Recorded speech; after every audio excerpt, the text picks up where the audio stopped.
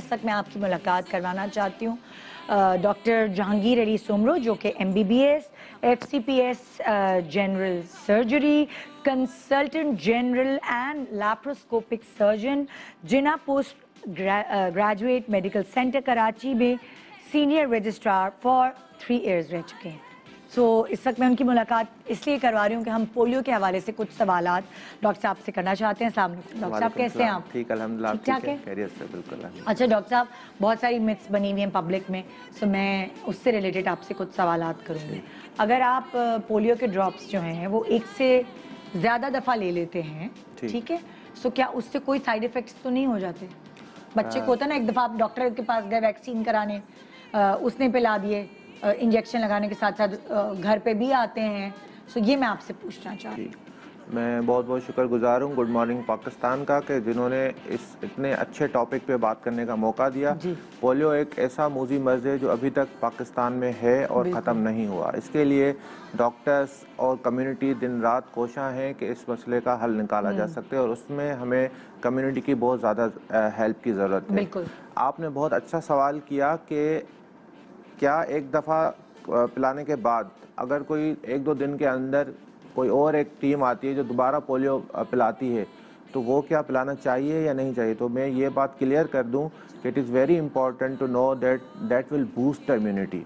ऐसा नहीं है कि आपने एक दफ़ा पिला दिया, दोबारा पिलाने से बच्चा बीमार हो जाएगा, नहीं। बच्चा और अच्छा स्ट्रांग होगा, क्योंकि ये कतरे वो हैं जो आपकी इम्यूनिटी को बूस्ट करते हैं, पिंच करते हैं। जैसे हम बोलते हैं कि किसी चीज़ को स्टिमुलेट करना, तो अगर 2 दफ़ा भी पी ले तो इससे कोई मसला नहीं है, उससे इम्यूनिटी बढ़ती है, कम नहीं होती।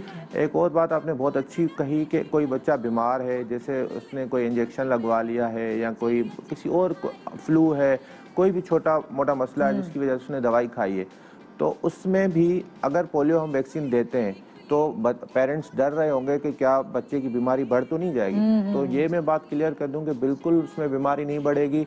उस बीमारी का पोलियो वैक्सीन से कोई ताल्लुक नहीं है। मैंने आपको पहले भी बताया कि पोलियो वैक्सीन से उसकी इम्यूनिटी बूस्ट होगी तो उस बीमारी में भी हेल्प मिलेगी उसको। अच्छा, जो छोटे बच्चे, जो न्यू बॉर्न बच्चे होते हैं, उनके लिए पेरेंट्स बहुत परेशान होते हैं कि पता नहीं उनको पिलाएं या नहीं, और ख़ास तौर पे जो मेल बेबीज़ हैं यानी तो उनके लिए, बॉयज़ के लिए कुछ ज़्यादा फिक्रमंद होते हैं कि उनको पोलियो ड्रॉप्स पिलाने चाहिए कि नहीं। बिल्कुल आपने सही कहा। Being a parent it is very difficult कि ये डिसाइड करना कि क्या चीज़ अपने बच्चे के लिए करनी चाहिए, क्या नहीं करनी चाहिए। तो वैक्सीन तो एक ऐसा सवाल है जो हर पेरेंट के जहन में आता है कि पोलियो वैक्सीन देने से नुकसान तो नहीं होगा मेरे बच्चे का। ऐसा ना हो कि पैरालिसिस से बचाने के लिए हम वैक्सीन दे रहे हैं, उल्टा ऐसा ना हो कि पैरालिसिस हो जाए। तो बहुत सारे पेशेंट्स के जो बच्चे होते हैं, उनके जो पेरेंट्स होते हैं, वो बहुत इस बारे में परेशान होते हैं। एक और मसला जो उनके जहन में आता है वो ये होता है कि इनफर्टिलिटी। अब बच्चे को अगर पोलियो वैक्सीन हम देंगे तो फ्यूचर में ये ना हो जाए कि बच्चा इनफर्टाइल हो जाए और सारी चीज़ें, तो ऐसी कोई बात नहीं है। आप वैक्सीन दे सकते हैं अपने बच्चे को और उसमें कोई इनफर्टिलिटी का 0% भी चांस नहीं है। इसमें आपको मैंने पहले भी बताया कि इम्यूनिटी बूस्ट होती है, ना कि इम्यूनिटी वीकन होती है। तो इसलिए हमें ये ज़रूर करना चाहिए कि बच्चे को जो है पोलियो वैक्सीन देनी चाहिए। इवन प्रीशियस चाइल्ड है या कोई भी आपका घर में नया बच्चा है, तो हमने ये जो वैक्सीन के डोजेज़ हैं उसमें OPV जो है ओरल पोलियो वैक्सीन, उसका 0 डोज होता है। वो ये होता है कि बाय बर्थ देना होता है। अगर आप उसको बाय बर्थ नहीं देंगे तो उसमें ये हो जाएगा कि उसके अंदर इम्यूनिटी नहीं होगी। इम्यूनिटी नहीं होगी तो आगे जाके वो बच्चा 5 साल की उम्र में, 10 साल की उम्र में इस पोलियो जैसी बीमारी से वो इन्फेक्ट हो सकता है। और अच्छा, बुखार को लेके भी मिथ्स होती है ना? जी बिल्कुल, कि बुखार में आपने अभी बताया कि बुखार में दे सकते हैं। और ये भी मिथ पाया जाता है कि वैक्सीन के बाद बुखार हो जाए। जैसे बच्चा बिल्कुल ठीक था मेरा, आपने वैक्सीन दे दी डॉक्टर साहब, उसके बाद मेरा बच्चा बीमार हो गया।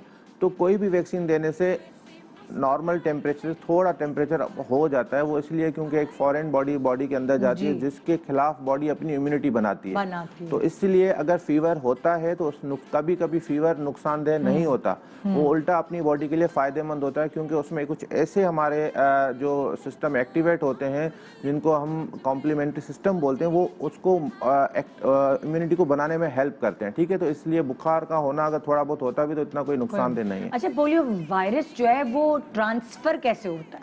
जी, बहुत अच्छा सवाल है आपका कि पोलियो वायरस से बचा कैसे जाए। अगर हमें पता होगा कि ट्रांसफ़र कैसे होता है तो हमें ऑफ कोर्स डेफिनेटली हम अपने उसकी आप को केयर बचा करेंगे, पाएंगे बचा हम। पाएंगे। हाँ। तो पोलियो ट्रांसफ़र जो होता है ना, वो ओरोफिकल रूट से होता है। जब भी कोई इन्फेक्टेड पर्सन, कोई भी इन्फेक्टेड चीज़ पड़ी होगी, या मैं फॉर सपोज एक कोई भी पेशेंट है वो इन्फेक्टेड है, तो वो अगर फीकल मटेरियल कहीं पे भी पास करता है या कहीं पे भी पड़ा होता है, तो वो अगर इन्फेक्टेड फूड वो मैं खा लेता हूँ या कोई भी अनइन्फेक्टेड पर्सन खा लेता है, तो it will be transmitted in the body.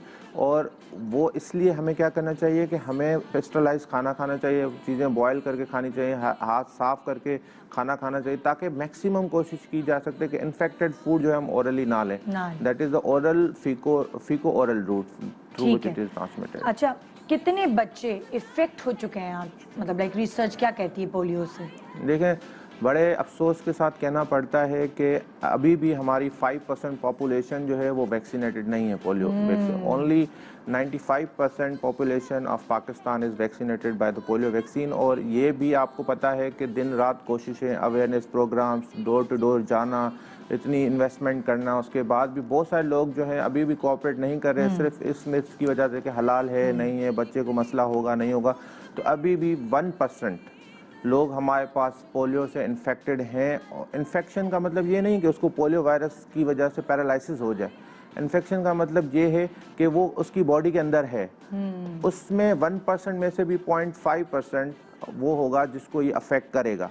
यही मैं आपसे अगला सवाल करने वाली थी कि अगर वायरस आपके अंदर आ जाए तो क्या सारे लोगों को ही वो फालिज कर देता है, पैरालाइज हो जाते हैं सारे लोग, या उनमें से कुछ बच भी जाते हैं? जी बिल्कुल, मैं आपको यही बता रहा था कि अगर 1% population, around for suppose 5000 people are infected by the polio vaccine, ठीक है, पोलियो वायरस।